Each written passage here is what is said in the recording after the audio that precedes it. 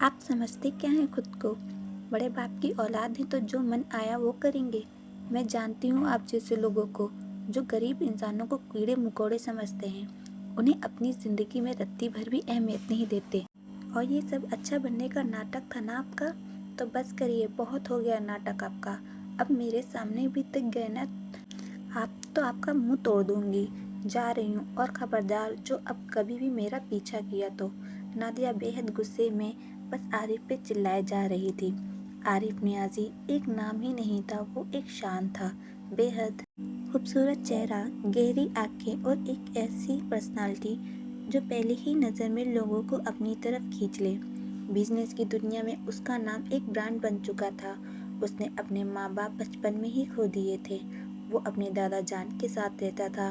उसके दादा जान ने ही उसको पाला था। वह अपने दादा जान से बेहद मोहब्बत करता था। उनकी हर बात उसके लिए हुक्म थी और उनका हर एक सपना उसका फ़र्ज। एक दिन आरिफ के दादाजी सुबह की सैर करने पार्क में गए थे और अचानक उनकी तबीयत खराब हो गई। वो लड़खड़ाकर जमीन पर गिर गए। तभी वहाँ कुछ दूर पर खड़ी नादिया ने उनको देखा और भागते हुए उनके पास आई। दादाजी को बहुत ही ज़्यादा पसीना आ रहा था। उन्हें देखकर वो परेशान हो गई और उनके पास बैठ गई।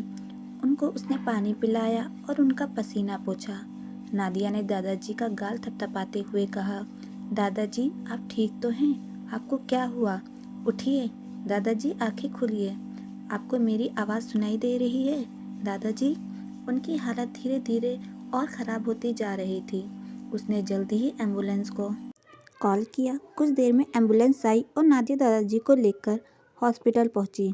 डॉक्टर दादाजी को देखकर ही समझ गए कि ये तो बहुत ही पहुँचे हुए मिस्टर नियाज़ी जी हैं। डॉक्टर्स ने जल्द ही उनका इलाज करना शुरू किया और आरिफ को खबर की।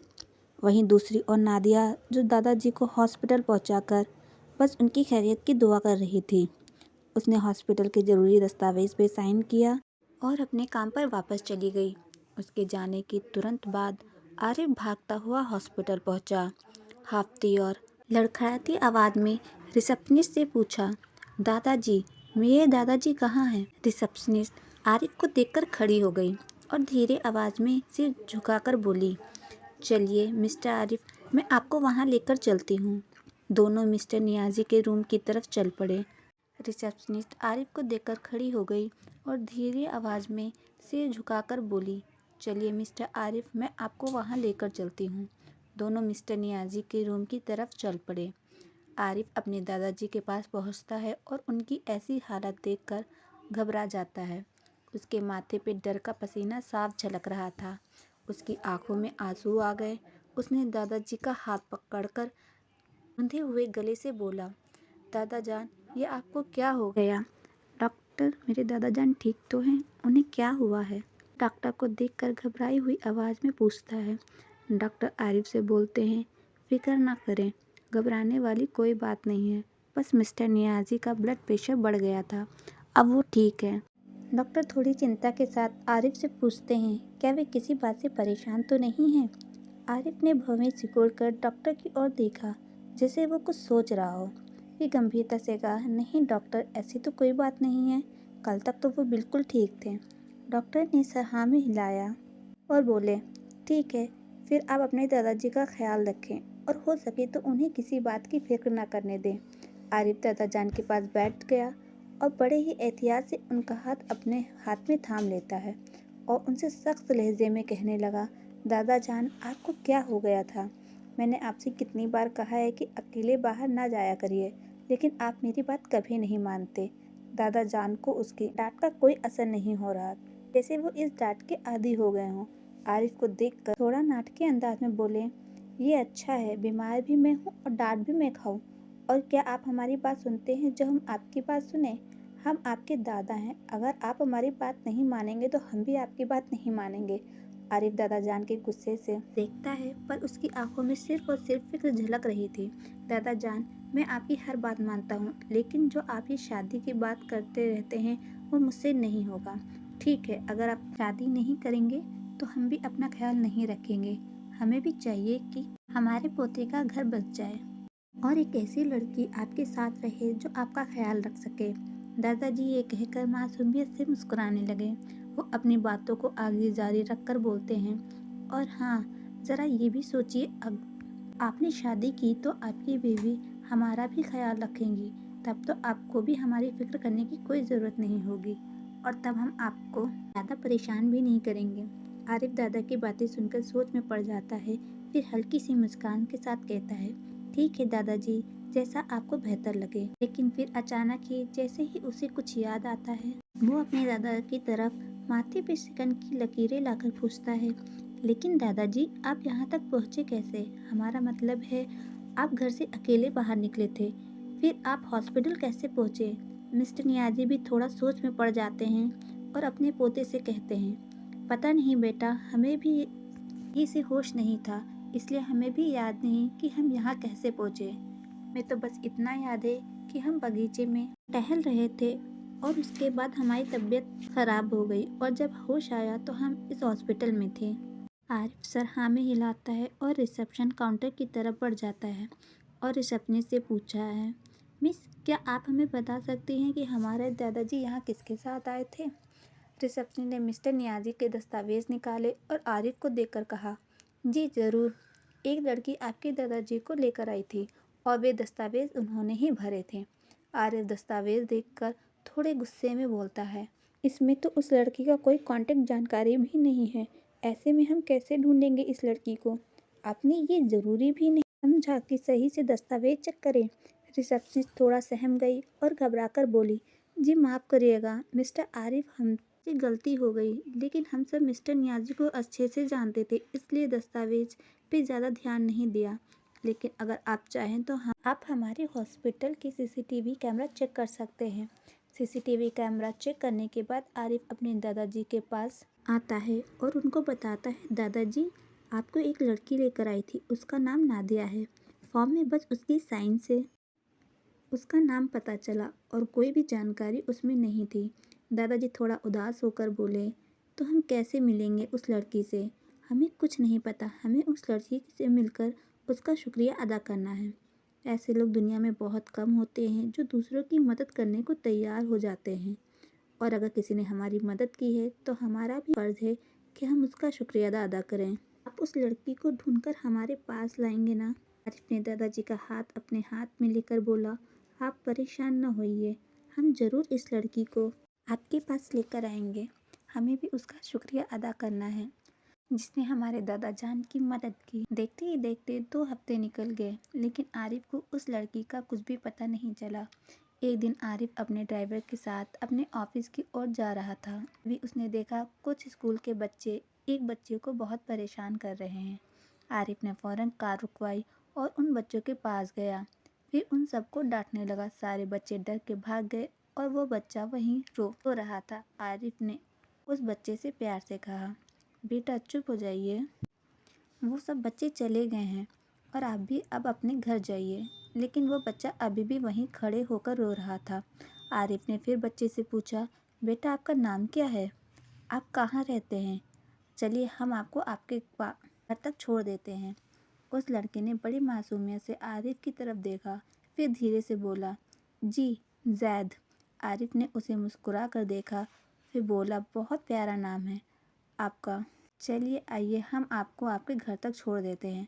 जैद ने फ़ौरन अपना सर नाम में हिलाया। लेकिन क्यों? आरिफ ने उसकी तरफ थोड़ी हैरानी से देखते हुए पूछा। जी, वो मेरी अप्पी कहती हैं कि हमें किसी अनजान इंसान से दूर रहना चाहिए। हम आपके साथ नहीं जा सकते भाई, अगर अप्पी को पता चला तो वो गुस्सा करेंगी। आरिफ ने अपना सरनामे हिलाया और उसके मुंह से हल्की सी हंसी छूट गई। फिर उसने अपना आईडी कार्ड निकाला और जैद को दिखाया। ये देखो, हमारा नाम आरिफ नियाज़ी है। अब तो हम अजनबी नहीं है ना? चलिए अब, वरना अगर वो बच्चे फिर से आ गए आपको परेशान करने तो। आरिफ की बात सुनकर पहले तो जैद हिचकिचाया, लेकिन फिर उन शैतान बच्चों के डर से अपना सर हाँ में हिलाया और आरिफ के साथ चल दिया। और उसे घर छोड़ने के बाद आरिफ अपने ऑफिस चला गया। यहीं दूसरी तरफ जैद जब घर के अंदर पहुंचा तो नादिया, उसकी बड़ी बहन, ने उसको इस हालात में देखकर घबरा गई। उसने जैद के पास आकर पूछा, क्या हुआ? ज़ैद, आपके कपड़े ऐसे क्यों हैं जैसे आप किसी से लड़ाई करके आए हों या आपको किसी ने मारा हो। ज़ैद नादिया को कसकर पकड़ लेता है और रोने लगता है। अप्पी, आज स्कूल के कुछ बच्चे हमें बहुत परेशान कर रहे थे। नादिया घबरा गई और उसके गाल हाथ को चेक करने लगी। क्या हुआ ज़ैद, आपको उन्होंने मारा तो नहीं, आपको कहीं चोट तो नहीं लगी, और कौन थे वो बच्चे? ज़ैद ने अपनी अप्पी के मुंह पे हाथ रखकर उनको चुप कराया। अप्पी, हम बिल्कुल ठीक हैं, हमें कुछ नहीं हुआ है। वो एक भाई ने हमें बचा लिया और उन्होंने बच्चों को बहुत डांटा। अब वो बच्चे हमें कभी परेशान नहीं करेंगे।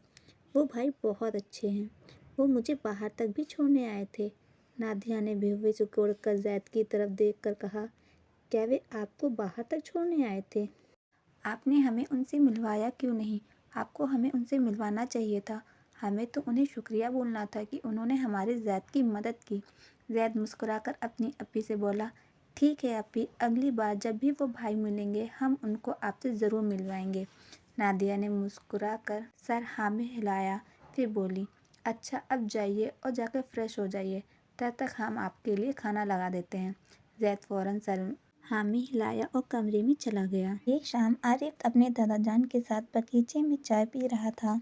तभी दादा जान ने आरिफ से पूछा, बेटा, हम आपसे बहुत मोहब्बत करते हैं, ये तो आप जानते ही होंगे।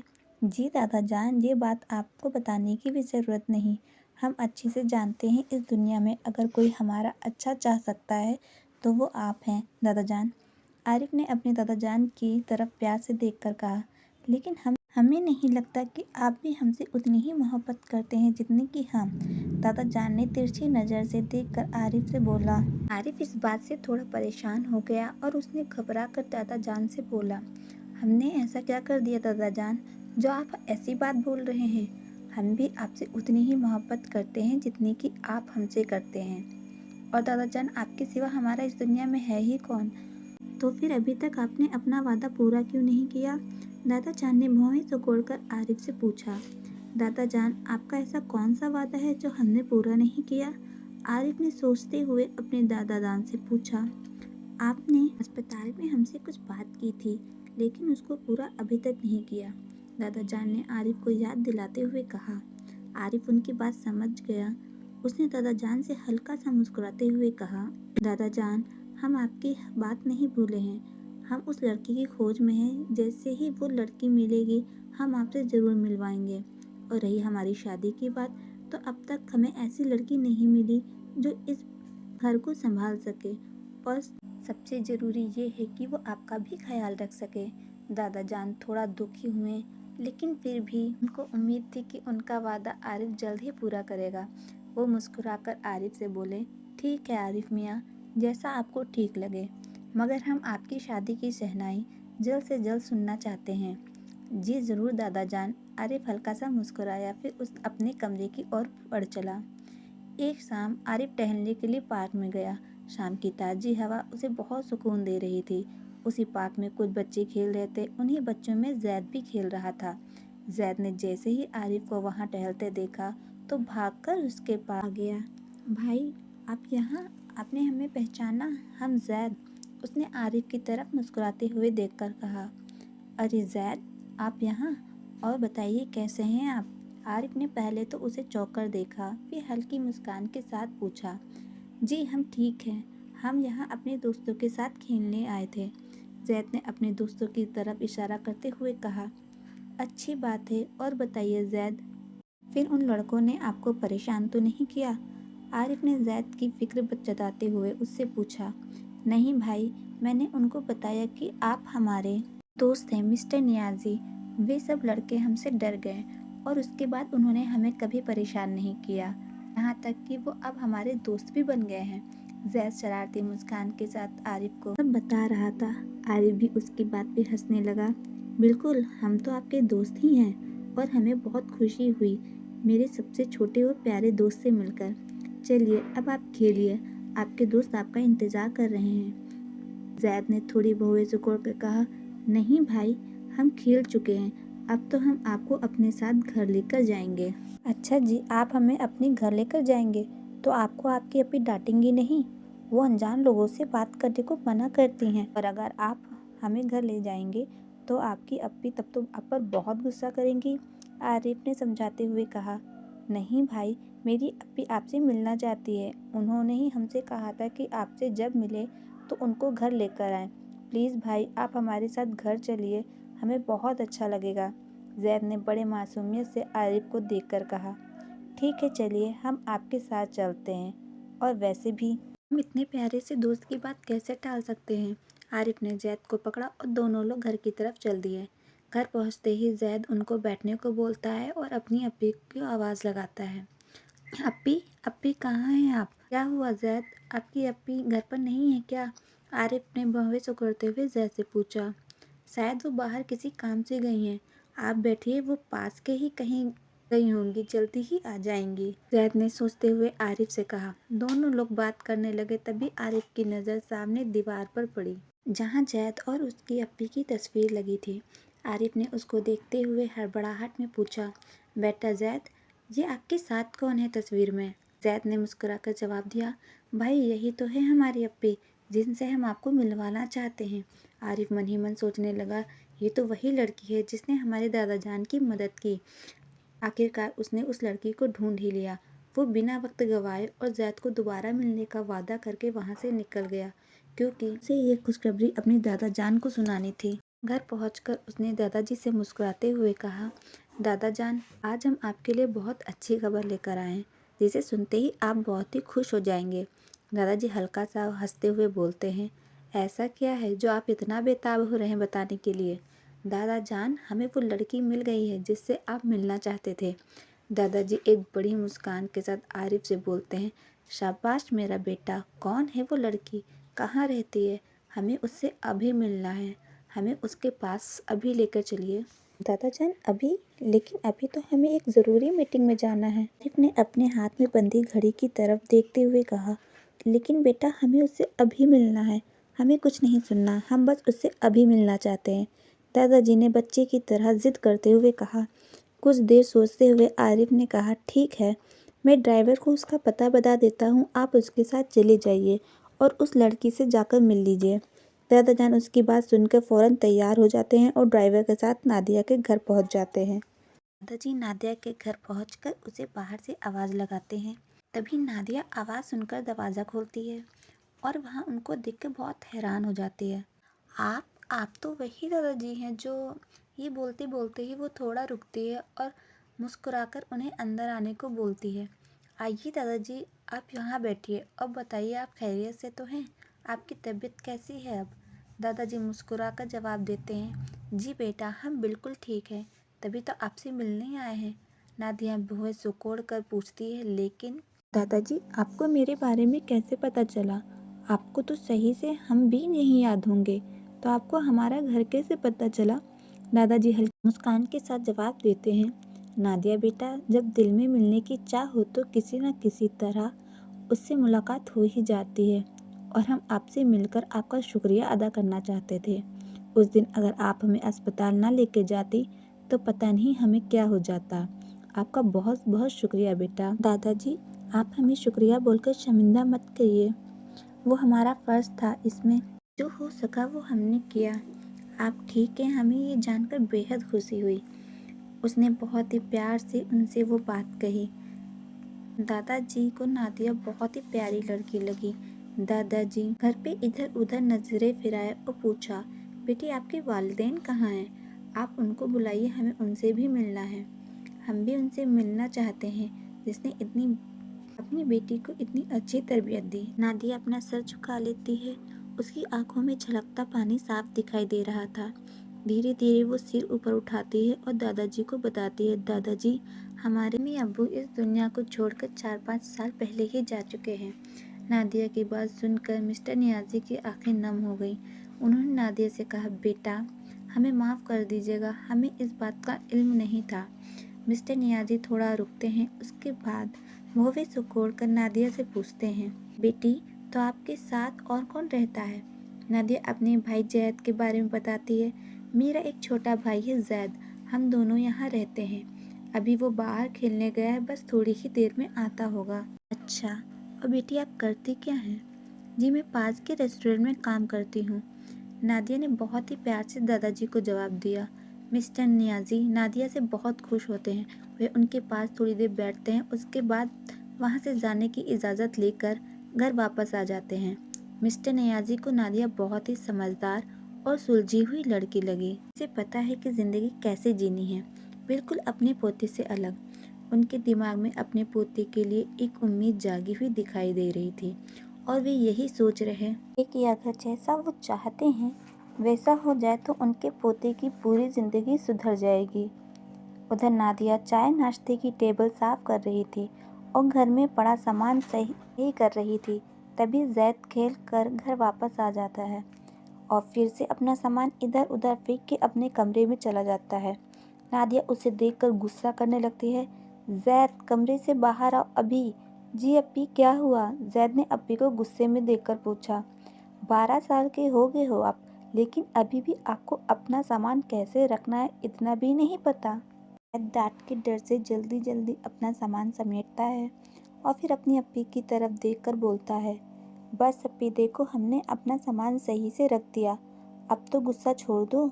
नादिया उसकी मासूमियत देखकर मुस्कुराने लगती है। फिर दोनों मिलकर खाना खाते हैं। मिस्टर नियाज़ी अपने कमरे में बैठे होते हैं, तभी आरिफ उनके कमरे में आता है और उनसे नादिया के बारे में पूछता है। दादा जान, क्या आपकी मुलाकात हुई उस लड़की से? हाँ हुई, बहुत ही प्यारी बच्ची है, वो एकदम आपकी तरह साफ दिल की, लेकिन आपसे बिल्कुल अलग। दादाजान तिरछी नजरों से आरिफ को चिढ़ाते हुए कहते हैं। क्या मतलब दादाजान? हम समझे नहीं। आरिफ भौहें सिकोड़कर दादाजान से पूछता है। मतलब ये है कि बरखुरदार, वो बहुत ही सुलझी और समझदार है। अच्छे बुरे की परख है उसे, जो आपको बिल्कुल नहीं है। दादाजी थोड़ा टेढ़ी हंसी करके कहते हैं। आरिफ दादा की बात सुनकर चिढ़ जाता है और फिर मुस्कुराने लगता है। वो अपने दादा जान से थोड़ा नाटकी अंदाज में बोलता है, ये दादा जान, आप उससे पहली बार मिले हैं और आपको वो हमसे ज़्यादा अच्छी लगने लगी। अगर हमें पता होता तो हम आपको उससे कभी न मिलने देते। पता नहीं उसने आप पर क्या जादू कर दिया है। दादा जान, हमारी बात मानिए तो ऐसे लोगों से दूर रहिए। ये लोग अच्छी अच्छी प्यारी प्यारी बातें करके बलगला देते हैं।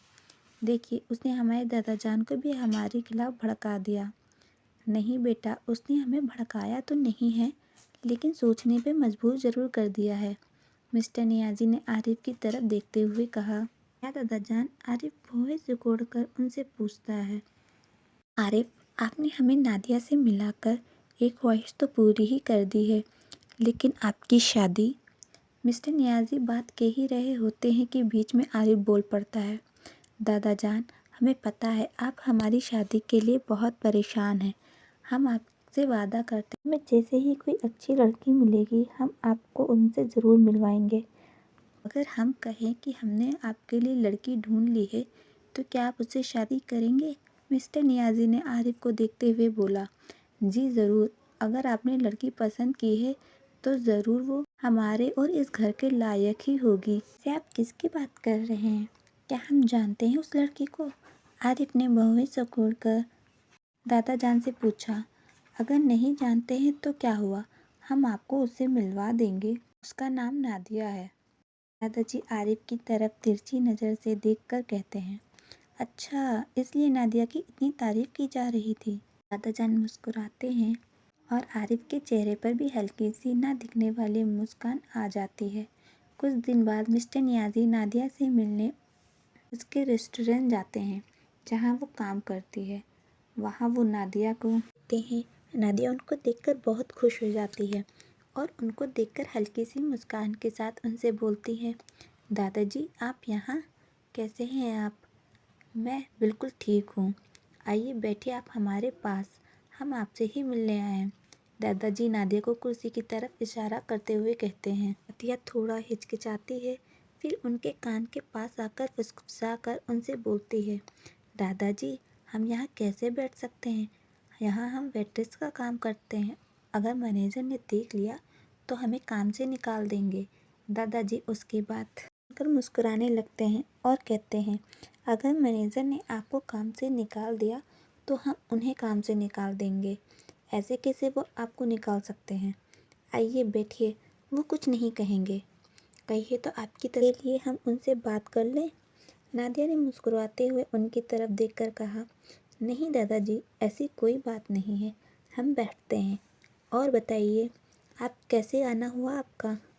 हाँ, आपसे जो कहने आए हैं, उम्मीद है आप हमें उसके लिए नाउम्मीद नहीं करेंगी। उन्होंने नादिया से बड़ी उम्मीद से अपनी बात उसके सामने रखी।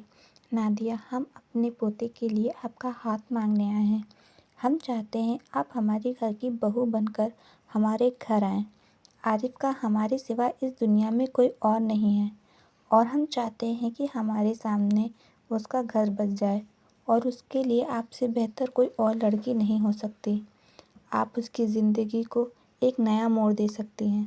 हम चाहते हैं आप उसकी ज़िंदगी एक नई रोशनी लेकर आएँ ताकि हमारा पोता वो इस दुनिया से बेफिक्र है से उसकी परख हो जाए। नादिया की आंखों के सामने जैसा अंधेरा छा गया। वो अपनी ज़िंदगी किसी अमीर बिगड़े लड़के के हाथों में नहीं सौंप सकती थी। उसकी आंखों में उसकी परेशानी साफ झलक रही थी। उसने फौरन ना में जवाब दिया, नहीं, मैं ये शादी नहीं कर सकती। दादाजी को उसका जवाब समझ नहीं आता है। वो उससे पूछते हैं, क्या हुआ, आप हाँ क्यों कह रही हैं? आप एक बार हमारे पोते से मिलकर बात तो करिए। हम जानते हैं वो आपको उम्मीद नहीं करेगा। नादिया को उनकी कही बातें मानो सुनना ही नहीं था। उसने उनके पोते से मिलने को भी मना कर दिया। दादाजी को समझ नहीं आ रहा था आखिर वो ऐसा क्यों कर रही है। वहीं दूसरी तरफ नादिया का दिल और दिमाग दोनों ही अतीत की उस रात का मंजर उसकी आंखों के सामने छाने लगा। ऐसा क्यों बोल रही है बेटा? क्या बात है? आप ऐसा क्यों बोल रही हैं? नादिया मानो किसी बुरे सपने में उड़ गई हो। जब उसके कानों में दादाजी की आवाज़ पड़ी, आपको पता है, मैंने आपसे हमारे अम्मी अब्बू के बारे में बताया था जो इस दुनिया में नहीं रहे। आपको पता है उनकी मौत कैसे हुई? दादाजी उसे बेहद दुख के साथ देखा और अपना सर हल्के से हाँ में हिलाया। आप जानते हैं, मेरे अम्मी अब्बू ऐसे ही एक रात किसी अमीर ज़ादे की वजह से ही हमें और हमारे भाई को इस जालिम दुनिया में यतीम करके चले गए। वे कहते कहते रो पड़ी। दादाजी ने गहरी सांस ली और उसके सर पर प्यार से हाथ फेरा। आप बहुत बहादुर हैं मेरी बच्ची, लेकिन हर इंसान एक जैसा तो नहीं होता ना। गौर करिएगा हमारी बात। अब हम चलते हैं, अपना ख्याल रखना। ऐसा कहने के बाद वे नादिया से अलविदा लेकर रेस्टोरेंट से बाहर निकल गए। देखते ही देखते और वक्त बीतता चला गया।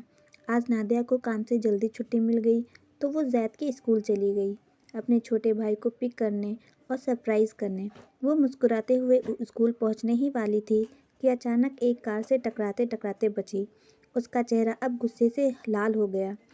उसने बिना कुछ सोचे कार की खिड़की पर जोर जोर से पीटने लगी। हेलो मिस्टर, बाहर निकलिए। आरिफ गाड़ी का गेट खोलकर बाहर आता है और उसे देखकर हैरान हो जाता है कि ये तो वही लड़की है जिसे दादा जान ने उसके लिए पसंद की है। वे उसकी तरफ परवाह करके पूछता है, आप ठीक तो हैं? आपको कहीं चोट तो नहीं लगी? नादिया गुस्से में उसकी तरफ देखकर बोलती है, बस रहने दीजिए, अपना ये झूठा दिखावा बंद करिए। आप जैसे लोग गाड़ी में बैठकर पता नहीं अपने आप को क्या समझने लगते हैं। आप जैसे लोग आम लोगों को कीड़े मकोड़े समझने लगते हैं, जैसे उनकी जान की कोई कीमत ही नहीं है। आरिफ को समझ नहीं आ रहा था कि क्या हो रहा है। वह बस चुपचाप खड़ा उसकी बातें सुनता रहा, मानो जैसे वो उसके गुस्से से डर रहा हो और मन ही मन अपने दादा की पसंद पे उसको ताज्जुब भी हो रहा था और कुछ हद तक हंसी भी आ रही थी कि दादाजी को ये हमसे ज़्यादा पसंद कैसे आ गई। और रही समझदार और सुलझी हुई तो वो उसकी बातों से तो दूर दूर तक कहीं नज़र ही नहीं आ रहा था। उसको हल्का सा मुस्कुराता देखकर नादिया और गुस्सा हो गई। हम क्या कोई आपको चुटकुला सुना रहे हैं जो आप मुस्कुरा रहे हैं? आरिफ ने जल्दी ही अपनी मुस्कान को काबू किया और संजीदा होकर उसकी डांट सुनने लगा। नादिया बिना रुके उसको डांटती ही जा रही थी। तभी जैद अपना बैग संभालते हुए आता और अपनी अप्पी को आरिफ पर चिल्लाते हुए देखकर हक्का बक्का रह जाता है। वह जल्दी से अपनी अप्पी के पास आकर उनको चुप कराता है और अप्पी से बोलता है, अरे अप्पी, आप आरिफ भाई पर क्यों गुस्सा कर रही हैं? नादिया बड़ी हैरानी से जैद को देखती है और आंखें दिखाकर जैद से बोलती है, कौन भाई? आपसे कितनी बार बोला है कि अनजान इंसान से बात मत करिए। ज़ैद उनको चुप कराकर बोलता है, अरे अब्बी, ये अनजान नहीं है, ये तो वही भाई है जिसने उस दिन हमें उन शैतान लड़कों से बचाया था। ज़ैद की बातें सुनकर नादिया की आंखें फटी की फटी रह जाती हैं। वह चुप होकर उनके सामने भोली सी शक्ल बनाकर खड़ी हो जाती है। ज़ैद आरिफ को देखकर बहुत ही प्यार से बोलता है, हेलो दोस्त, आप यहाँ? क्या आप यहाँ हमसे मिलने आए हैं? आरिफ थोड़ी टेढ़ी मुस्कान के साथ आरिफ का हाथ पकड़कर बोलता है, नहीं, हम तो आपकी अप्पी से डांट सुनने आए थे। वैसे आपकी अप्पी डांटती बहुत अच्छा है। नादिया को ये जानकर बहुत शर्मिंदगी महसूस होती है और आरिफ से माफ़ी मांगती है। हमें माफ़ कर दीजिएगा, हमें नहीं पता था कि वो आप ही हैं जिसने हमारे भाई को उस दिन। आरिफ बीच में ही नादिया को रोक देता है, कोई बात नहीं, हम उतने भी बुरे नहीं हैं जितना आप हमें समझती हैं। नादिया थोड़े नरम लहजे में आरिफ से बोलती है, हमें माफ़ कर दीजिए, हमने कहा ना, हमें आपको समझने में गलती हो गई। अब ऐसा बोलकर हमें और शर्मिंदा ना कीजिए। आरिफ इसकी बात सुनकर थोड़ा मुस्कुराता है और बोलता है, अरे वाह, आप तो अच्छा भी बोल लेती हैं। चलिए, कम से कम ज़ैद ने हमें बचा तो लिया। ये सुनकर ज़ैद भी हंसने लगता है। आरिफ उन लोगों को घर तक छोड़ने को कहता है, लेकिन नादिया उनके साथ जाने को मना कर देती है। लगता है आप हमें अभी भी गलत समझ रही हैं, इसलिए हमारे साथ नहीं चलना चाहती, आरिफ ने नादिया से तरफ देख कर कहा। नादिया थोड़ा सोचती है और उनके साथ अपने घर तक चलने को तैयार हो जाती है। घर पहुंचकर वो आरिफ को अंदर आने को बोलती है, लेकिन आरिफ अगली बार आने का वादा करके वहां से जाने की इजाज़त मांगता है। तभी नादिया आरिफ से हर बात के लिए शुक्रिया अदा करती है। शुक्रिया हमें यहाँ तक छोड़ने के लिए, और शुक्रिया हमारे भाई की मदद करने के लिए, और जो आज हुआ उसके लिए हम आपसे तहे दिल से माफ़ी मांगते हैं। अगली बार आप हमारे घर के अंदर ज़रूर आइएगा, हमें खुशी होगी। आरिफ हाँ का वादा करके वहाँ से चला जाता है। नादिया अपनी आज की हरकतें सोच सोच कर शर्मिंदा हो रही थी। वहीं दूसरी तरफ आरिफ बगीचे में बैठकर नादिया की बातें सोच सोच कर मन ही मन मुस्कुरा रहा था। दादाजी उसे दूर से देख रहे थे। वे उसके पास आए और आरिफ से पूछा, क्या बात है बरखुरदार, आप मन ही मन क्या सोचकर मुस्कुरा रहे हैं? हमें भी बताइए। आरिफ हड़बड़ाकर नादिया के ख्याल से बाहर आता है और अपने दादा जान से नज़रें चुरा कर कहता है, जी कहीं नहीं दादा जान। दादाजी मुस्कुराकर आरिफ के सर पे हाथ फेरते हैं और बोलते हैं, मेरी ऊपर वाले से यही दुआ है कि आप हमेशा ऐसे ही खुश रहें। आरिफ बेटा, हम आपसे कुछ बात करना चाहते हैं। हम चाहते हैं आप उसे सुने और अच्छे से समझें। आरिफ ध्यान से उनकी बातें सुनने लगता है। हम कुछ दिन पहले नादिया से मिलने गए थे और हमने उनसे आपकी और उनकी शादी की बात की। दादा जान की ये बात सुनकर आरिफ की आंखें फटी की फटी रह गई। दादाजी, आप नादिया से मिले और आपने उसे शादी की बात भी कर ली। वो क्या सोच रही होगी? क्या कहा उसने? दादाजी उसकी बात सुनकर आगे नादिया से की गई सारी बात बताते हैं कि उसके माँ बाप को क्या हुआ था, कैसे उसने शादी करने को मना कर दिया। आरिफ उनकी बात सुनकर थोड़ा परेशान हो जाता है। दादा जान अपनी बात आगे बढ़ाते हुए बोलते हैं, बेटा, मैं नहीं जानता कि वो इस शादी के लिए अपना फैसला बदलेंगी कि नहीं, लेकिन हम उन्हें इस घर की दुल्हन ज़रूर बनाना चाहते हैं। आप हमसे वादा करिए कि आप उससे शादी के लिए राज़ी कर लेंगे। आरिफ कुछ देर सोचता है और फिर हल्की सी मुस्कान के साथ से वादा करता है, आप फिक्र ना करिए दादा जान, हम नादिया को खुद से शादी करने के लिए मना ही लेंगे। और धीरे से फुसफुसाते हुए अपने आप से बोलता है, भले ही सारी ज़िंदगी उसकी डांट ही क्यों ना खानी पड़े। अगले दिन आरिफ शाम को ऑफिस से लौटते वक्त नादिया के घर जाता है। नादिया, जो इस वक्त किचन में थी, डोरबेल की आवाज़ सुनकर भौहें सिकोड़ ली। इस वक्त कौन आ गया? लगता है ज़ैद खेलकर वापस आ गया। इस लड़के को वक्त का कोई होश नहीं रहता कि कितनी देर में लौट रहा है। आज इसकी अच्छे से खबर लेनी पड़ेगी। वो अपने आप में बड़बड़ाकर दरवाज़ा खोलने जाती है और बिना देखे दरवाज़ा खोलते ही चिल्लाने लगती है, अब आए हैं आप? आज आपकी खैर नहीं। जैसे ही वो सामने नज़र उठाती है, उसके सामने आरिफ खड़ा दिखाई देता है। उसकी आंखें फटी की फटी रह जाती है। आरिफ को बिना बात के नादिया का गुस्सा फिर से एक बार देखने को मिल जाता है। आरिफ थोड़ा हिचकिचाकर बोलता है, आज तो हमारी कोई गलती भी नहीं है, फिर भी आप हमारी खैर नहीं रख रही। नादिया अपने मन ही मन बड़बड़ा रही थी। ये क्या किया नादिया, तुम्हें कितनी बार इनके सामने शर्मिंदा होना पड़ेगा? पागल हो गई है क्या, जो बार बार इन पे बिना मतलब के गुस्सा करती रहती है? वो तुम्हारे बारे में क्या सोच रहे होंगे? आरिफ उसके सामने चुटकी बजाकर उसको होश में लाते हैं। सुनिए, आप हमारी बात सुन भी रही हैं? नादिया हड़बड़ाकर बोलती है। जी हाँ, ना मेरा मतलब है हाँ। आरिफ थोड़ी टेढ़ी मुस्कान के साथ बोलता है। ये क्या हाँ ना लगा रखा है? क्या आपको हमारा आना पसंद नहीं आया? क्या हम वापस जाएं? नादिया उनकी बातें सुनकर फ़ौरन बोल पड़ी। ऐसी बात नहीं है, हमें लगा ज़ैद खेलकर वापस आया है। हम बस उसी को समझकर हमें माफ़ कर दीजिए, हमने ज़ैद समझकर आप पे गुस्सा कर दिया और हमें तो बहुत खुशी हुई कि आप हमारे घर आएँ। आरिफ तिरछी नज़र करके हल्के से मुस्कुराकर बोले। जी वो तो हमें भी दिख रहा है, आप कितना खुश हैं। खुशी तो आपकी बातों में ही झलक रही है। देखिए आप इतना खुश हैं कि आप तो हमें अंदर ही बुलाना भूल गई। जी हमें माफ़ कर दीजिए, आप अंदर आइए। नादिया शर्मिंदा होकर अपनी उंगलियों को कसकर रगड़ने लगती है। आइए बैठिए, और कैसे हैं आप? नादिया ने बहुत ही नर्म लहजे से आरिफ को देखकर कहा। जी घर से तो अच्छे ही आए थे, लेकिन आपकी डांट ने हमें और अच्छा कर दिया। आरिफ की बात सुनकर नादिया भी आरिफ के साथ मुस्कुराने लगती है। वो लोग आपस में थोड़ी बात करते हैं। उसके बाद नादिया उनसे चाय को पूछती है। हाँ चाय तो हम ज़रूर पियेंगे, लेकिन आज नहीं, फिर किसी दिन। नादिया भौहें सिकोड़कर आरिफ को देखकर पूछती है। आज क्यों नहीं? आरिफ नादिया की तरफ देखकर मुस्कुराकर बोलता है। आप आज की चाय हम पर उधार रहेगी। इसी बहाने हमें आपके घर आने का फिर से बहाना मिलेगा, इसलिए हम आपके हाथों की चाय पीकर इतनी आसानी से आपका पीछा नहीं छोड़ने वाले। नादिया हैरानी से आरिफ को देखने लगती है, फिर धीरे लहजे में बोलती है। आप जब चाहे यहाँ आ सकते हैं, इसके लिए ये बहाना तो ठीक नहीं। आरिफ की बातें और उसका मजाकिया अंदाज नादिया को बेहद पसंद आने लगा।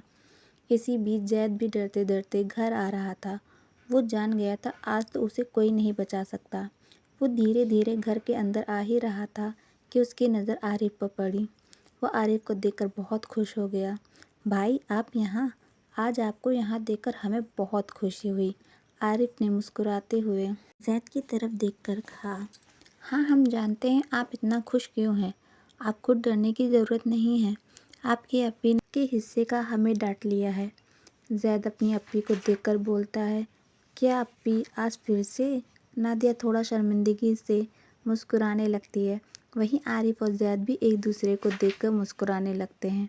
उसके बाद नादिया किचन में जाकर सबके लिए चाय बनाकर लाती है और तीनों लोग चाय पीकर बातें करते हैं।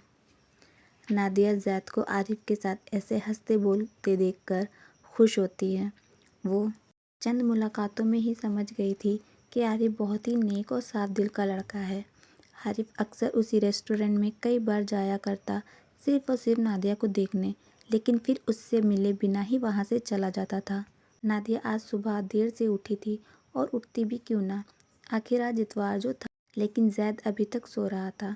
फ्रेश होने के बाद वो सीधा किचन में गई, लेकिन फिर जब अचानक डोरबेल बजी तो हैरत से दरवाजे की तरफ देखने लगी। इतनी सुबह सुबह कौन है? कहते उसने सामने आरिफ को देखकर हैरान हो गई। वो ब्लैक टी शर्ट और पैंट में बेहद हसीन लग रहा था। Good morning miss Nadia, Arif ने हल्की सी मुस्कान के साथ कहा। Good morning. आप यहाँ इस वक्त? सब खैर तो है ना? जी सब बेहतर है, लेकिन लगता है आज भी आप हमें अंदर बुलाने के मूड में नहीं हैं। उसने एक तिरछी मुस्कान के साथ कहा तो नादिया के कान शर्म से लाल हो गए। जी ऐसी बात नहीं है, आइए ना अंदर। नादिया ने अंदर की तरफ इशारा करते हुए कहा तो वो आकर सोफे पर बैठ गया। तभी जैद अपने कमरे से बस सोकर ही निकला था। उसकी आंखें अभी भी नींद से पूरी तरह नहीं खुली थी, और उसने आरिफ की मौजूदगी महसूस किए बिना सीधा अपनी अप्पी की तरफ गया और अपने नन्हे से वजूद को अपनी अप्पी की बाहों में छुपा लिया। नादिया ने उसके सर पर प्यार से हाथ फेरा। उठ गए आप? चलिए जाइए और जल्दी से फ्रेश हो जाइए, हम तब तक नाश्ता लगाते हैं। जैद ने हामी भरी और जाने के लिए मुड़ा ही था कि अचानक उसकी नज़र सोफे पर बैठे मुस्कुराते हुए आरिफ पे पड़ी, जो उन्हीं दोनों भाई बहनों प्यार भरे लम्हे को देखकर मुस्कुरा रहा था। ज़ैद को इतवार की खुशी तो मानो दुगनी हो गई। वो बिना कुछ सोचे समझे सीधा आरिफ की तरफ भागा और ज़ोर से उसके गले लग गया। और नन्हे दोस्त, कैसे हैं आप? आरिफ ने बहुत ही प्यार से उसके बालों पे अपना हाथ फिराया, फिर प्यार से उसके माथे को चूमा। नादिया की तो आंखें ही नम हो गई। अगर उसके अब्बू जिंदा होते तो ऐसे ही प्यार लुटाते। उसने खुद को संभाला और फिर बोली, जाइए ज़ैद, पहले जाकर हाथ मुंह धो लीजिए। ज़ैद फ़ौरन वहाँ से चला गया और नादिया ने नाश्ता लगा दिया। आइए आप भी नाश्ता कर लीजिए, उसने आरिफ की तरफ देखते हुए कहा। पहले तो वो हिचकिचाया, फिर जाकर चेयर पर बैठ गया।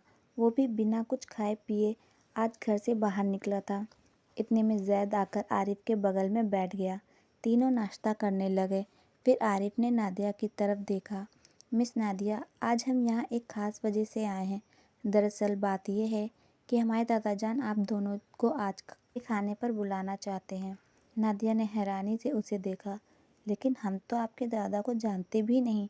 हमारा मतलब, आरिफ ने बीच में ही उसे रोकते हुए कहा। जी, हमने उन्हें बताया था आप लोगों के बारे में और अब वे आप दोनों से मिलना चाहते हैं। इससे पहले कि नादिया कुछ कह पाती, ज़ैद खुशी से चहक उठा। अप्पी, हमें भी जाना है भाई के घर, प्लीज़ चलिए ना। नादिया ने उसे घूर कर देखा।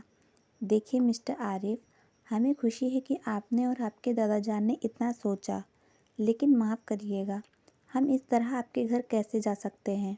हमें तो ये सही नहीं लग रहा। उसने अपने मन की बात कही, जो ज़ैद उदास हो गया। प्लीज़ मिस नादिया, हम आपसे गुजारिश करते हैं। और देखिए ना, ज़ैद को भी कितना मन है, और अगर हम घर आप दोनों के बिना गए तो दादाजी को क्या जवाब देंगे? प्लीज़ मान जाइए ना मिस नादिया। हाँ अप्पी, प्लीज़ प्लीज़, और आज तो संडे भी है ना, प्लीज़ अप्पी, प्यारी अप्पी, मान जाइए ना। और इसी तरह आखिर में वे दोनों लड़कों के सामने हार गई।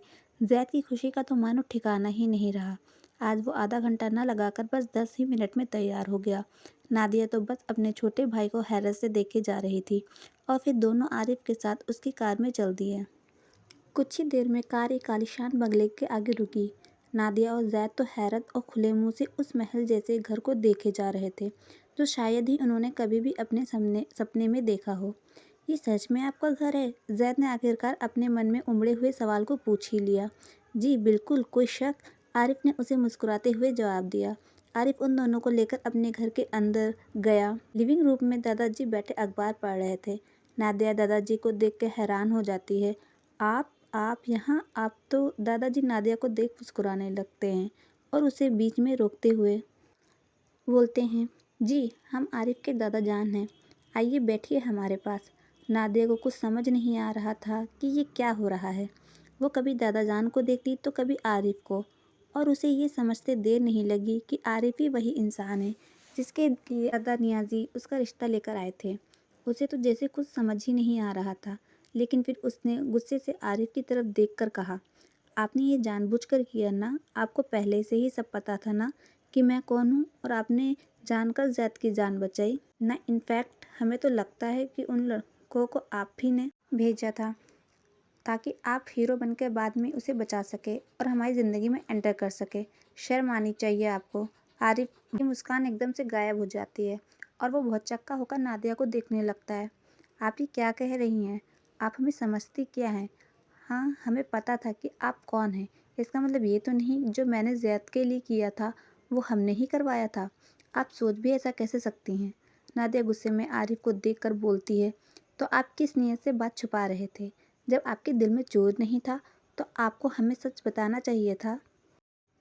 आरिफ नरम लहजे में नादिया को समझाता है, माना हमने आपसे बात छुपाई, लेकिन हमारे दिल में कोई चोर नहीं था। हम आपसे सब बता देते, लेकिन फिर दादा जान ने आपके बारे में हमें बताया कि आप क्या सोच रखती हैं अमीर लोगों के बारे में। आपको तो यही लगता है सब अमीर बिगड़ैल होते हैं। तो क्या बताते? हम आरिफ नियाज़ी हैं, मिस्टर नियाज़ी के पोते। उसके बाद क्या? आप हमसे बात भी करना बेहतर ना समझती तो हम आपको कैसे बताते कि आप जैसा सोचती हैं वैसा ज़रूरी तो नहीं, सब एक जैसे हों ऐसा ज़रूरी तो नहीं। नादिया बस चुपचाप आरिफ की बातें सुन रही थी। उसकी आंखें नम थी। उसे उस वक्त कुछ समझ नहीं आ रहा था। तभी दादाजी नादिया से बहुत ही प्यार से बोलते हैं, बेटी, आरिफ का मकसद आपको ठेस पहुंचाना नहीं था। वह हमसे बहुत प्यार करता है और वो तो बस हमारी ही ख्वाहिश पूरी कर रहा था। लेकिन मैंने उसकी आंखों में आपके लिए मोहब्बत देखी है। उसने जो भी किया सच्चे दिल से किया। मेरा बेटा कभी किसी को खुश करने के लिए दिखावा नहीं कर सकता। आप आरिफ के बारे में गलत सोच रही हैं। ये सब देखकर पास खड़े जैद की आंखों में आंसू आ जाते हैं। वो भी अपनी अप्पी को समझाने लगता है। अप्पी, आप आरिफ भाई को गलत समझ रही हैं। वो बहुत ही अच्छे हैं। वो हमसे बहुत प्यार करते हैं। नादिया का सिर सबकी बातें सुनकर चकराने लगता है। वो आखिरकार झुंझलाकर चिल्ला ही देती है, बस आप सब लोग चुप हो जाइए। मुझे अब एक शब्द भी नहीं सुनना है किसी से। जैद, अभी अब मेरे साथ घर चलो। आरिफ भी नादिया की बातें सुनकर गुस्से में आ जाता है।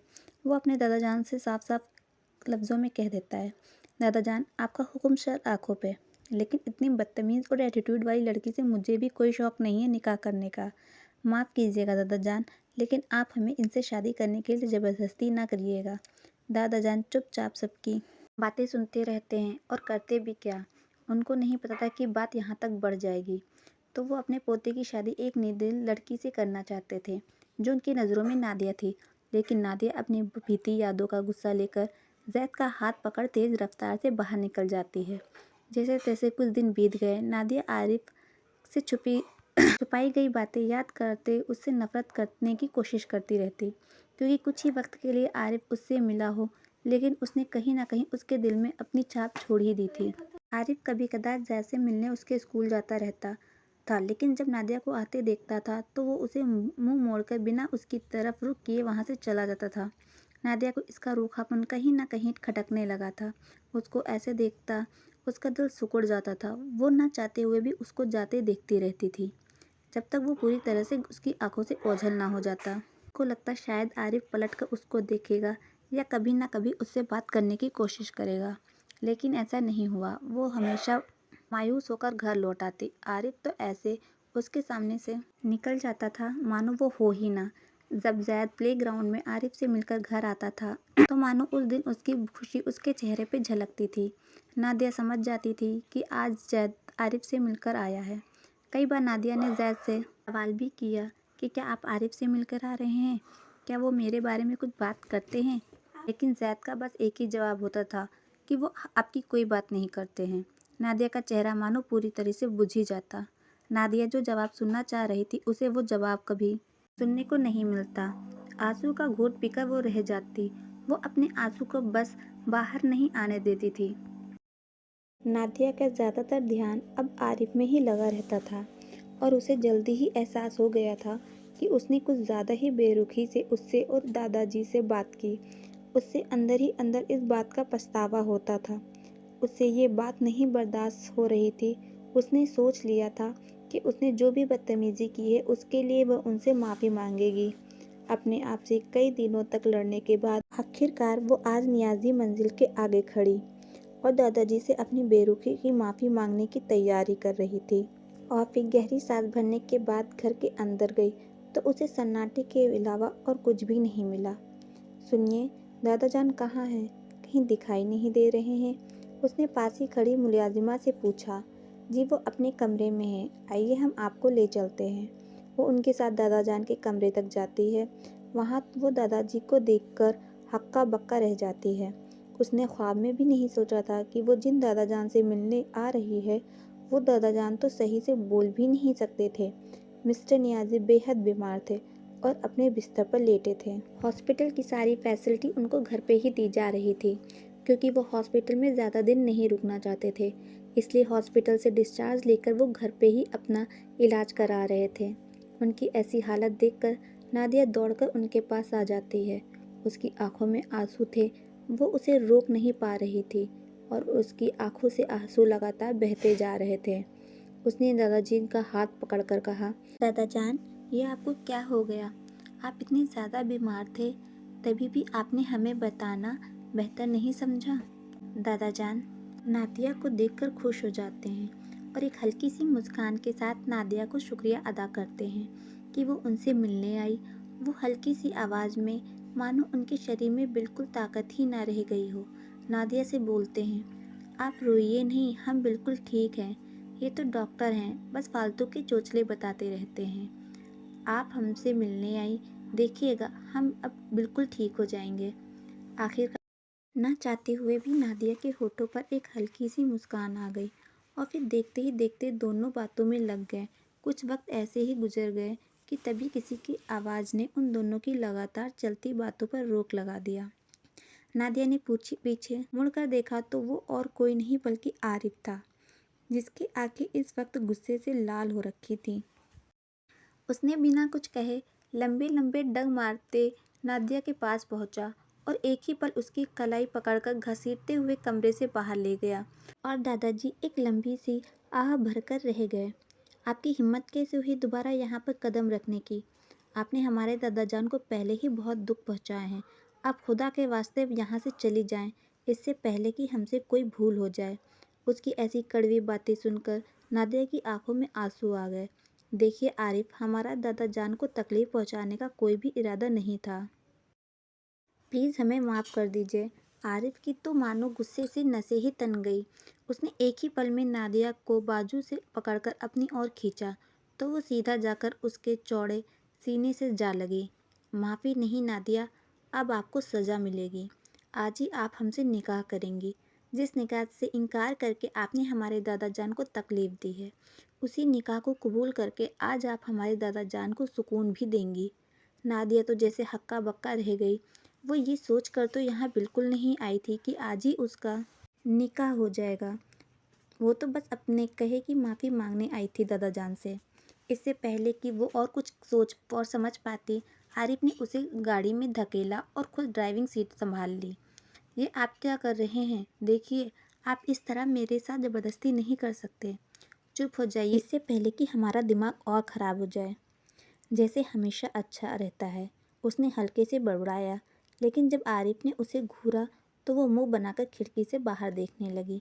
उससे शादी करने के बाद वो उसे उसके घर छोड़ आया और सख्त आवाज़ में कहा, जाकर अपना और जैद का सामान पैक कर लो। कल मैं तुम दोनों को लेने आऊँगा और ख़बरदार अगर तुमने ना नुकुर की तो। अपनी बात पूरी करते ही वो उसे बिना सुने ही वहाँ से निकल गया। खड़ूस नियाज़ी, नादिया खुद में ही बड़बड़ाई, फिर अपने काम में लग गई क्योंकि वो जानती थी कि अब यहाँ से पीछे मुड़ने का और कोई रास्ता नहीं है। और कहीं ना कहीं उसके दिल में भी बेचैनी की जगह सुकून था। अगले दिन आरिफ उसको सुबह ही अपने साथ लेने आ जाता है। मेरे ख्याल से आपने अपना सामान पैक कर लिया होगा, वो उसको बिना देखे बेरुखी से बोलता है। इसके सिवा दूसरा ऑप्शन था क्या? वो धीरे बड़बड़ाते हुए बोली, आपने कुछ कहा क्या? उसने उसकी तरफ एक आईब्रो उठाते हुए बोला, जी नहीं, हम आपसे कुछ कहें ऐसी हमारी मजाल कहाँ। उसने पलटवार करते हुए जवाब दिया। उसके बाद उसने जैद और नादिया का सामान लिया और अपनी गाड़ी में बैठाकर घर पहुंचा। आरिफ ने मुलाजिम से जैद का कमरा दिखाने को कहा और जैद उस मुलाजिम के साथ अपने कमरे में चला जाता है और आरिफ नादिया को लेकर सीधा दादाजी के कमरे में जाता है। दादाजी उन दोनों को देखकर हैरान हो जाते हैं। बेटा, ये सब क्या है? दादाजी ने दोनों को एक साथ एक दूसरे का हाथ पकड़े हुए देखकर कहा। दादाजान, हमने निकाह कर लिया है, आरिफ ने एक बनावटी मुस्कान से बोला। दादाजान ने नादिया की तरफ बहुत संजीदगी से देखा, जिससे जानना चाहते हो कि नादिया इस रिश्ते से खुश है भी या नहीं।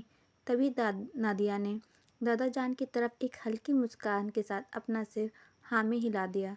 जी दादाजान, हमने निकाह कर लिया है। उसने जल्दी से बात संभाली, इससे पहले कि दादाजी के माथे पे शक की सिकन पड़ती। उसने उनको यकीन दिला दिया। दादाजान उनके रिश्ते से बेहद खुश थे। उन्होंने सुकून की सांस ली और ऊपर वाले को शुक्रिया अदा किया। दादाजान ने दोनों को अपने कमरे में आराम करने को कहा। नादिया पहले अपने भाई से मिलने जाती है, तब तक आरिफ अपने कमरे में चला जाता है। वो जैसे मिलकर अपने कमरे में आती है तो देखती है कि आरिफ अपने कपड़े बदलकर खिड़की के पास खड़ा है। वह चुपचाप अंदर आती है और अपनी बैग खोलकर अपने कपड़े निकालने लगती है और वॉशरूम में चली जाती है। वहाँ से वापस आकर वो आरिफ को वहीं खड़े देखती है। वो आरिफ को देखकर खुश थी और डरी हुई भी। तभी आरिफ मुड़कर उसकी तरफ आने लगता है और उसके सामने खड़ा हो जाता है। नादिया उसको अपने पास देखकर थोड़ा सहम जाती है और उसको प्यार भरी नज़रों में देखने लगती है। तभी आरिफ की कड़क आवाज़ से जल्दी ही होश में आ जाती है। हम जानते हैं कि ये निकाह आपकी बिन मर्जी के हुआ है। आप इस बात से बेफिक्र रहें कि हम आपके साथ कोई ज़बरदस्ती या बेरुखी से पेश आएंगे। आप हमारी बेगम हैं और हमारा रिश्ता इस कमरे के बाहर मियाँ बीवी का रहेगा। लेकिन आरिफ अपनी बात वहीं रोककर तकिया लेकर पास पड़े सोफे पे सोने चला जाता है और नादिया से बोलता है कि आप बेड पे आराम से सो जाइए, आपको हमारी वजह से कोई दिक्कत नहीं होगी। नादिया की पत्थर बने वजूद में हरकत हुई और वह चुपचाप बिना कुछ कहे नाइट बल्ब ऑन करके बेड पर लेट गई। उसकी आंखों में बस आंसू निकलकर तकिए में समा रहे थे। अगले दिन जब आरिफ उठा तो नादिया कमरे में नहीं थी। उसने इधर उधर नज़रें दौड़ाईं, लेकिन नादिया कहीं नहीं दिखी। वो अपने कपड़े लेकर वॉशरूम में फ्रेश होने चला गया। फ्रेश होकर जब वो नीचे आया तो दादा जान के कमरे में नादिया को देखकर दूर खड़ा रहा। नादिया के हाथ में नाश्ते की ट्रे थी। वो दादा जान के लिए नाश्ता लेकर गई थी। उनके पास जाकर नादिया दादा जान को आवाज़ लगाती है, दादा जान उठिए, आपकी दवा का टाइम हो गया है, जल्दी से नाश्ता कर लीजिए, फिर आपको दवा भी खानी है। उसकी आवाज़ में नरमी के साथ साथ चिंता झलक रही थी। दादाजी नादिया के सहारे से उठ के बैठ जाते हैं। नादिया अपने हाथों से दादा जान को नाश्ता और दवा खिलाती है। वहीं आरिफ दूर खड़ा उसे देख रहा था कि वो कोई दिखावा नहीं कर रही थी, ना कोई मजबूरी थी, वो सच में उनकी केयर कर रही थी। आरिफ के चेहरे पे हल्की सी मुस्कान आ जाती है और वो वहाँ से चला जाता है। आरिफ देर रात ऑफिस से लौट कर आता है और दादा जान से मिलने उनके कमरे में मिलने आता है। वो देखता है दादा जान सो रहे हैं और नादिया वहीं उनके पास कुर्सी पे बैठी थी, सिर दीवार से टिका हुआ, आंखें बंद, थकान से सो गई थी। वो उसे ध्यान से देख रहा था।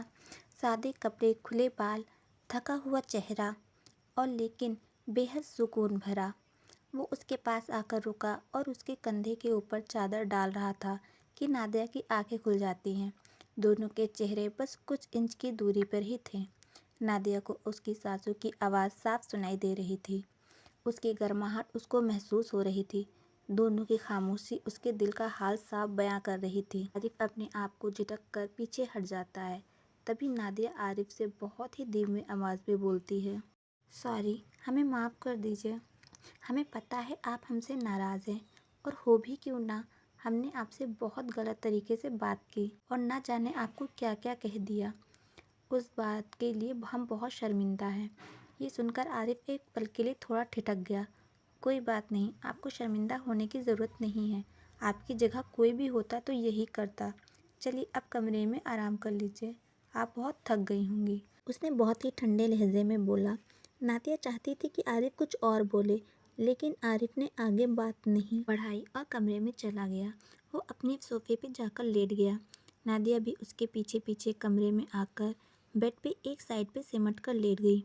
वो आरिफ को देख रही थी और आंसू को नहीं रोक पा रही थी, क्योंकि वो अपने रिश्ते को आगे बढ़ाना चाह रही थी। उसका मन आरिफ के करीब जाने को तड़पने लगा था।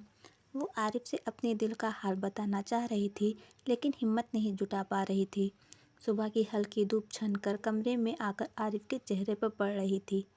वो धूप को रोकने के लिए उसके आगे खड़ी हो गई। उसके भीगे गीले बालों की बूंदें आरिफ के चेहरे पे पड़ी तो आरिफ की आंखें खुल गई। नादिया की तो जैसे सांस अटक गई। वो घबराकर जल्दी पीछे हट गई। माफ़ करिएगा, हमारा मकसद आपको उठाने का नहीं था। आरिफ उसको देखकर जम सा जाता है। उसके भीगे बाल, वो हल्के सादे सूट में बेहद खूबसूरत दिख रही थी। उसके भीगे बालों की बूंदें उसके बदन पे फिसल रही थी। आरिफ को देखकर उसकी धड़कनें हो गईं। वो अपनी उंगलियों को लगातार हिचक से मसलती जा रही थी। आरिफ उसकी घबराहट समझ रहा था। वो समझ रहा था कि उसके दिल में क्या है, लेकिन बस वो अपनी पहली पहल नहीं करना चाह रहा था। वो उसके दिल की बात उसके मुंह से सुनना चाह रहा था। तिरछी नज़र और थोड़ी सी हल्की मुस्कान के साथ नादिया से पूछा, क्यों, क्या हुआ आपको? आप घबरा क्यों रही हैं? आप मुझे अच्छे लगते हैं। जब तक वो खुद को रोक पाती, उसके मुंह से बात अपने आप निकल गई। आरिफ के चेहरे पे हल्की सी मुस्कान आ जाती है। अच्छे लगते हैं मतलब? इनकी तरह। चलो शुक्र है खुदा का, आपने मुझे अच्छा दोस्त मान ही लिया। उसने उसे परेशान करने के अंदाज में बोला, नहीं, दोस्त की तरह नहीं, हमें आपसे मोहब्बत है। आखिरकार उसने अपने दिल की बात आज आरिफ से लफ्ज़ों में बयां ही कर दी। वो आरिफ के सामने मासूम सा चेहरा लेकर अपनी नज़रें झुकाए खड़ी थी। आरिफ के चेहरे पर हल्की सी मुस्कान आ गई। उसने उसके हाथ पकड़े और अपने करीब लाया। उसके बालों के कानों को पीछे कर उसके कान में धीमे से बोला, हम भी आपसे बहुत मोहब्बत करते हैं। नादिया के होठों पर एक धीमी मुस्कान आ गई। उसने उसके सीने पे अपना सिर टिकाकर एक सुकून भरी सांस ली। आरिफ ने उसे अपनी बाहों के शिकंजे में कसकर भर लिया, जैसे वो इस पल का कब से इंतज़ार कर रहा हो। दोनों की धड़कनें आपस में मिल रही थी। आरिफ ने अपने हाथों से उसके चेहरे को ऊपर उठाया और बहुत प्यार से उसके माथे को चूमा।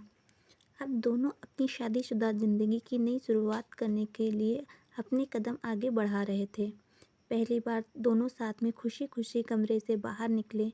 दादा जान, जिनकी तबीयत अब पहले से काफ़ी हद तक सही हो चुकी थी, और लिविंग रूम में बैठे उन्होंने नादिया और आरिफ को एक साथ खुशी खुशी आते देखा तो उनके चेहरे पर राहत की खुशी नजर आई। रात शांत थी। कमरे में आती हल्की रोशनी और बाहर से आती ठंडी हवा जैसे हर चीज़ धीमी हो गई हो।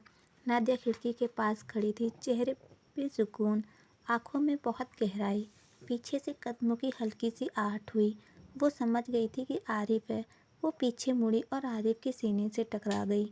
बेहद करीब था, उसकी नज़र मिली, दोनों थम से गए। आरिफ ने नादिया का हाथ थामा, उंगलियां आपस में जुड़ गई। एक अनकहा भरोसा। नादिया ने उसकी तरफ देखा, आंखों में हल्की नमी और प्यार। आरिफ ने उसके चेहरे को अपने हाथों में लिया। दोनों की सांसें एक दूसरे को महसूस हो रही थी। आरिफ ने नादिया से बहुत ही प्यार से पूछा, क्या अब हमें इजाज़त है आपके करीब आने का? नादिया का चेहरा शर्म से लाल हो रहा था। उसने बस हल्का सा अपना सिर हाँ में हिलाया और उसके सीने पे अपना सर रख दिया। उसने बहुत प्यार से उसके होंठ उसके माथे पे रख दिया और धीरे धीरे उसके लबों से झुका। उसके छूने में इतनी शिद्दत और जुनूनियत थी कि नादिया ने आंखें बंद कर ली और उसकी उंगलियां आरिफ की शर्ट पकड़ ली, जैसे खुद को उस पल के लिए समेट रही हो। आरिफ ने उसे धीरे से अपनी गोद में उठाता हुआ बेड पे ले गया। अपने कमरे की लाइट बंद करते हुए उसके करीब आया और अपना प्यार उस पर लुटाता रहा। नादिया को उसके प्यार और एहसास से एक सुकून मिल रहा था। उसके स्पर्श में इतनी गर्माहट थी कि उसकी सारी झिझक पिघलने लगी। वो अंदर तक मचल रही थी। वो उसे धीरे से अपनी बाहों में लेकर लेट गया। नादिया उसके सीने पर सिर रखे उसकी धड़कन को महसूस करते हुए लेट गई। उसकी धड़कन सुनते हुए उसे ऐसा लगा जैसे दुनिया की सारी बेचैनियाँ कहीं दूर छूट गई हो। कमरे में सिर्फ उसकी सांसों की धीमी लय थी और एक गहरा सुकून। उसने उसके माथे को चूमकर फुसफुसाया कि अब कोई दूरी नहीं रही। वह हल्की मुस्कान के साथ और करीब सिमट गई। उसके सीने पे हाथ रखकर उस धड़कन को महसूस करती रही, जैसे हर धड़कन में अपना नाम सुन रही हो। उस पल में कोई जल्दबाजी नहीं थी, सिर्फ अपनापन, भरोसा और वो शांत प्यार जो शब्दों से नहीं बल्कि एहसास से समझ आता है। और रात यूं ही गुजरती रही। दो दिल एक ही सुकून में बंधे हुए, जैसे समय भी ठहर कर उनके इस प्यार को देख रहा हो।